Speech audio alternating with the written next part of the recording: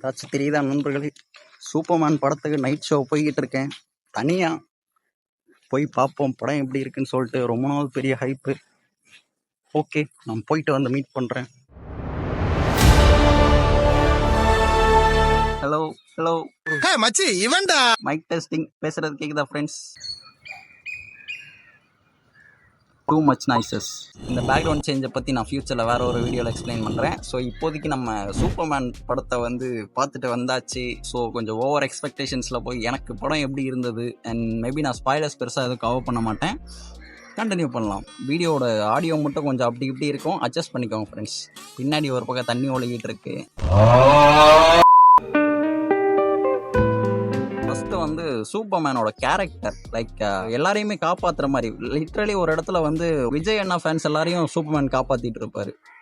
அணில காப்பாத்துறாருன்னு சொல்லுவாங்க. ஸோ அந்த சூப்பர்மேன் கேரக்டராக இருக்கிறது வந்து லைக் எல்லாரையும் வில்லன்ஸை அடிச்சு நகர்த்துறான் அந்த மாதிரி மட்டும் இல்லாமல் லைக் மற்றவங்களை ஹெல்ப்பும் பண்ணுறாருல, அந்த விஷயம் வந்து எனக்கு கொஞ்சம் நல்லா இருந்தது. சூப்பர்மேன் கேரக்டருக்கு இன்னும் கொஞ்சம் பாடி இருந்திருக்குன்னு நினைக்கிறேன். லைக் டேவிட் கார்ன்ஸ்வர்த்தோட பாடி வந்து லைக் ரொம்ப சின்னதாக இருக்க மாதிரி. லைக் ஹென்ரி கேவல்லாம் பார்த்தீங்கன்னா நல்லா பல்காக மனுஷன் அப்படியே செம்மையாக இருப்பார். பட் இவரை பார்க்கும்போது ஏதோ லைட்டாக வீக் பண்ண மாதிரி இருக்குது. இன்னும் மசில் சூட் எதாவது போட்டிருக்கணுமா இல்லை ஏற்கனவே போட்டுதான் இப்படி இருக்காரு, அது எனக்கு ஐடியா இல்லை. அண்ட் அதை தாண்டி சூப்பர்மேன் எல்லா இடத்துலையும் அடி வாங்கிட்டு தான் இருக்காரு. அவருக்கு ஒரு ரிடம்ஷன் ஒன்று தேவைப்படுது. லைக் ஸ்டார்டிங்கில் வந்து அல்ட்ராமேன் கிட்ட அடி வாங்கிட்டு இருப்பாரு கண்டமேனிக்கு. ஸோ படத்தோட எண்டிங் கிட்ட வரும்போது அவர் வந்து புதுசாக ஒரு இதுக்கு முன்னாடி யூஸ் பண்ண மூவ்ஸ் இல்லாமல் ப்ரெடிக்ட் பண்ண முடியாத மூவ்ஸ் வச்சு அதை இது பண்ணுற மாதிரி லைக் புரியும்னு நினைக்கிறேன். ஸோ அந்த மாதிரி அல்ட்ராமேனை டிஃபீட் பண்ணியிருக்கணும். பட் சம்மந்தமே இல்லாமல் ட்ரோன்ஸை கிரிப்டோ அடிக்கணும்.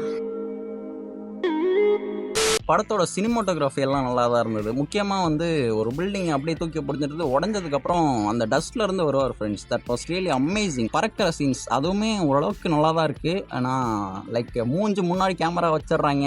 லைக் அந்த ஸ்பைடர்மேன் ஸ்விங் பண்ணுற மாதிரி ஒரு எஃபெக்டில் இருக்கணும்னு நான் நினச்சேன். பட் அந்தளவுக்கு எஃபெக்டாக போகல, ஓரளவுக்கு டீசெண்டாக இருக்குது. இப்போ ஆக்டிங் கிட்ட வந்தோம்னா ஓகே, எனக்கு அந்தளவுக்கு ஆக்டிங் பற்றி ஒன்றும் தெரியலாலும் ஓகே, எல்லாரும் ஓரளவுக்கு நடிச்சிருந்தாங்க. இதில் சில பேர் வந்து உயிரை கொடுத்து நடிச்சாங்கன்ற மாதிரி நம்ம லெக்ஸ் லூத்தர் இருக்காரு, அவர்கிட்ட பின்னாடி வரும் ஒருத்தர் மட்டும் ஓவர் ஆக்டிங் பண்ண மாதிரி ஒரு கேரக்டர். இந்த லெக்ஸ் லூத்தரோட கேர்ள் ஃப்ரெண்ட் செல்ஃபி எடுத்துட்டு இருப்பாங்கல்ல உட்காந்துட்டு, அந்த கேரக்டரே அப்படிதான். ஆனால் அது ஏதாவது செட் ஆகலை, சுத்தமாக செட் ஆகலை. அண்ட் படத்தோட music like okay that feels good.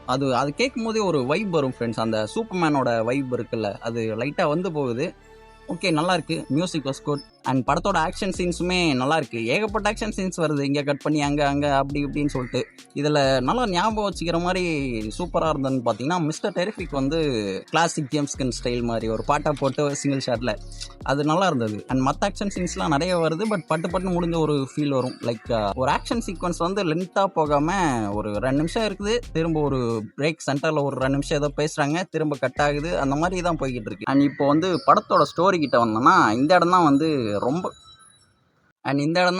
ரொம்ப கேவலமாக அடி வாங்குது. ஸ்டோரி எல்லாம் ரொம்ப ஈஸியாக ப்ரெடிக்ட் பண்ணுற மாதிரி சிம்பிளான ஒரு ஸ்டோரி. லெக்ஸ் லூத்தர் சோகமான பழி வாங்கணும். அவன் எதுக்கு பழி வாங்கணும், அவனுக்கான காரணம் என்னன்னு சொல்லிட்டு வேற ஒரு இடத்துல சொல்ல வராங்க. ஆனால் லெக்ஸ் லூத்தரே வந்து இல்லைப்பா தம்பி, அதெல்லாம் காரணம் இல்லை, எனக்கு வந்து நீ நின்னாலே எனக்கு பிடிக்காதரா அப்படிங்கிற மாதிரி ஒரு கேரக்டராக இருந்திருக்கான். என்ன உனக்கு சூப்பர்மேன் கிட்ட என்ன தேவைப்படுது, நீ எதுக்கு அப்படி இருக்க, அதெல்லாம் எனக்கு சொல்லுப்பா கொஞ்சம். லைக் லெக்ஸ் லூத்தருக்கு ஒரு மோட்டிவே இல்லாத மாதிரி தான் இருக்கு. லைக் அவனுக்கு என்ன கிடைக்க போகுது சூப்பர்மேன் இது பண்றதால.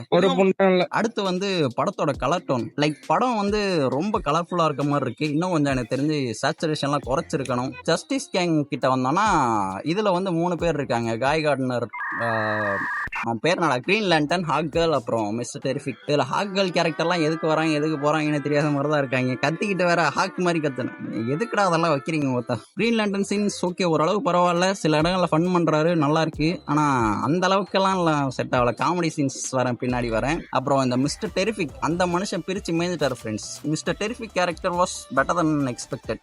அது நல்லா இருந்துச்சு. கிரிப்டோ அந்த நாய் வந்து அடிக்கடி ஏதோ சேட்டை பண்ணிக்கிட்டே இருக்கும். அது வந்து ஒரு சில இடங்களில் கூஸ் பம்ப்ஸ் கொடுக்குது. லைக் கிளைமேக்ஸ் கிட்ட வந்து கிரிப்டோ வந்து ஒரு சம்பவம் பண்ணுவோம், அதெல்லாம் நல்லா இருந்தது, ஜாலியாக இருந்துச்சு. அண்ட் அங்கங்கே படத்தில் வந்து ட்விஸ்ட் வைக்க ட்ரை பண்ணியிருக்கானுங்க இந்த அல்ட்ராமேனை பேஸ் பண்ணி. அதெல்லாம் செட் ஆகலை. முன்னாடியே தெரிஞ்சிச்சு எனக்கு எதுக்கு அதெல்லாம். ட்விஸ்ட் முடிஞ்சு எமோஷன்ஸ் கிட்ட வரும்போது லைக் ஒரே ஒரு சீன் மட்டும் சூப்பர்மேன் கண்ணு முன்னாடியே லெக்ஸ் லூத்தர் ஒரு சம்பவம் பண்ணுவான்.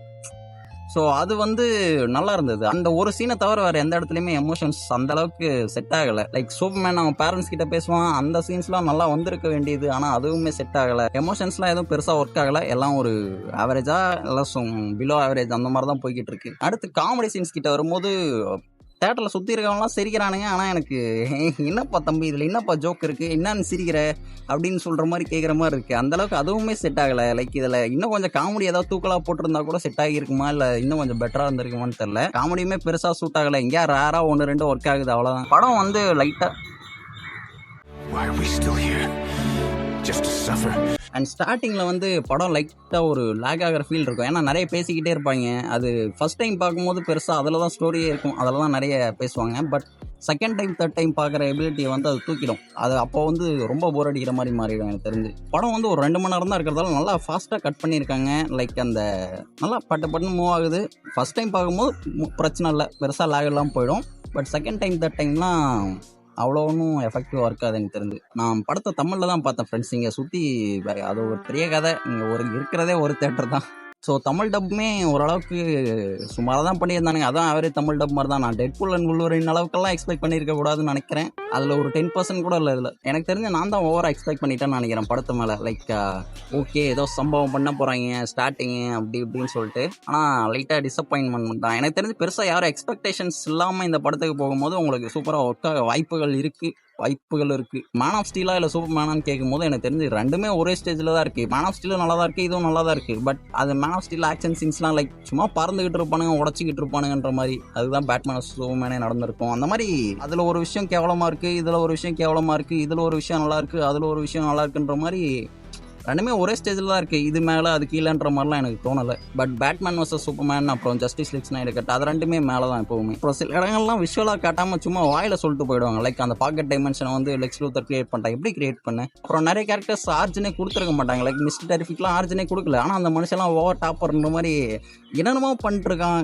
இதெல்லாம் எப்படிப்பா உனக்கு தெரியும்? யார் நீ எங்கேருந்து வந்திருக்க? அதெல்லாம் எனக்கு சொல்லு. மிஸ்டர் டெரிஃபிக் பற்றி அவ்வளோதான் தெரியாது. இந்த மொக்க கமெண்ட்ரி போட்ட வீடியோவை பற்றி தான் எனக்கு அவனை பற்றி தெரியும். பட் அவங்கள பத்தி யோசிச்சு பாருங்களேன், அவங்கள பத்தி ஒன்றும் தெரியாதுல்ல. சூப்பர்மேனுக்கே வந்து பெருசா ஆர்ஜின் கொடுக்கல. ஸ்டார்டிங்ல வந்து 30 வருஷம் முன்னாடி, 3 மணி நேரம் முன்னாடி, 3 வருஷம் முன்னாடி இந்த மாதிரி ஒரு இன்ட்ரோ மட்டும் கொடுத்துட்டு போயிட்டானுங்க. அது சூப்பர்மேனுக்கு ஓகே, மற்ற கேரக்டர்ஸ்க்கெல்லாம் தேவைப்படுதில்ல. அப்புறம் அந்த மெட்டாமாஃபோ அவருக்கும் கொஞ்சம் தேவைப்பட்டிருக்கு. அவர் எப்படி அங்கே வந்தார், அவன் எப்படி லெக்ஸ் லூத்தர் பிடிச்சாங்க, அதெல்லாம் தேவைப்படுது. ஆனால் இதை எக்ஸ்பிளைன் பண்ணாமல் போயிட்டானுங்க. அப்புறம் படத்தில் போஸ்ட் கிரெடிட் சீன்ஸ் லைக் ரெண்டு இருக்கு, ரெண்டும் ஒன்றுத்துக்கும் உதவாத வேஸ்ட்டுங்கிற மாதிரி தான் இருக்குது. சூப்பர்மேனோட கேரக்டர் ஆர்க்கை பொறுத்த வரைக்கும் லைக் எண்டிங்கில் வந்து ஒரு சீன் மட்டும் மாற்றிருப்பாங்க. சூப்பர்மேனோட பேரண்ட்ஸ் வச்சு ஒரு சீன் பண்ணியிருப்பாங்க. அது வந்து தான் எனக்கு தெரிஞ்சு ஒரு சூப்பர்மேனோட கேரக்டர் ஆர்க் அப்படின்ற மாதிரி இருந்தது. வேற ஒன்றும் இல்லை.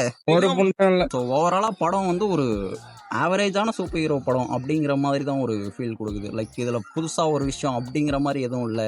இதில் கொஞ்சம் வித்தியாசமாக அப்படிங்கிற மாதிரி எதுவும் இவங்க ட்ரை பண்ணல. என்னோட ஃபஸ்ட்டு ஃபேவரட் சூப்பர் ஹீரோவே வந்து சூப்பர்மேன் தான். பட் அதை பேஸ் பண்ணி வரும்போது லைட்டாக டிசப்பாயின்மெண்ட் தான். படத்தில் வர கேமியோஸ் லைக் சூப்பர்மேனை வந்து ஒருத்தர் கிழிச்சிட்டு இருப்பார் இன்டர்வியூவில். அந்த கேரக்டர் பற்றி நிறைய பேருக்கு ஜென்ரல் ஆடியன்ஸ்லாம் தெரியவே இல்லை. சும்மா நல்லா தெரிஞ்சவங்கலாம் வந்து கை தட்டுறானுங்க, கத்துறானுங்க. ஆனால் மற்றவனுங்கெல்லாம் வந்து சும்மா பாதி பேர் பிளாண்டாக பார்த்துக்கிட்டு இருக்கானுங்க. யார் அவன் இவனுக்கு எதுக்கிட்ட கத்துறீங்கன்ற மாதிரி. ஸோ அவ்வளோதான் படத்தை பற்றி.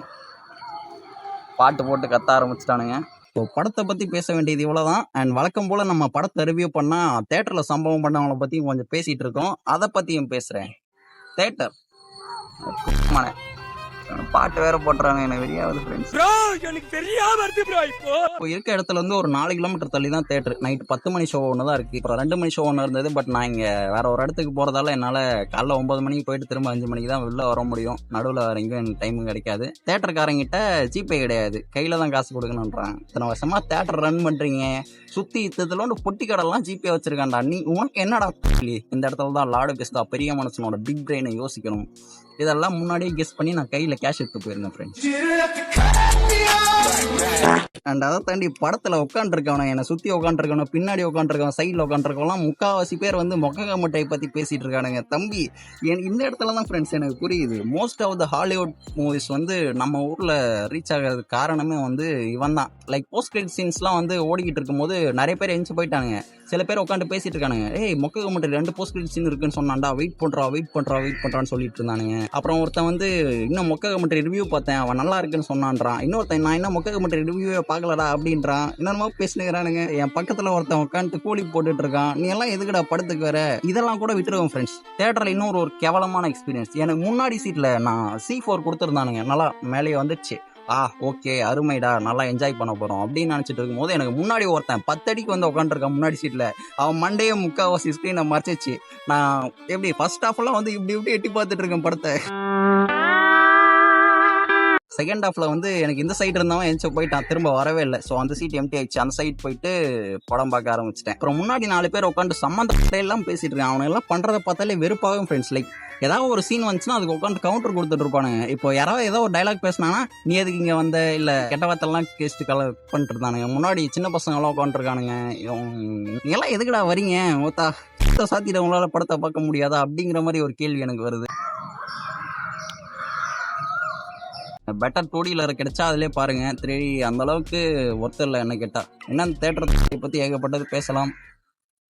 ஆனால் சுற்றி இருக்க சுச்சுவேஷன்ஸ் கொஞ்சம் மோசமாக இருக்கிறதால நம்ம இதோட வீடியோவை முடிச்சுட்டு நான் உங்களை அடுத்த வாரம் வேறு ஏதாவது ஒரு நல்ல வீடியோவில் பார்க்குறேன். அது வரைக்கும் பீஸ்.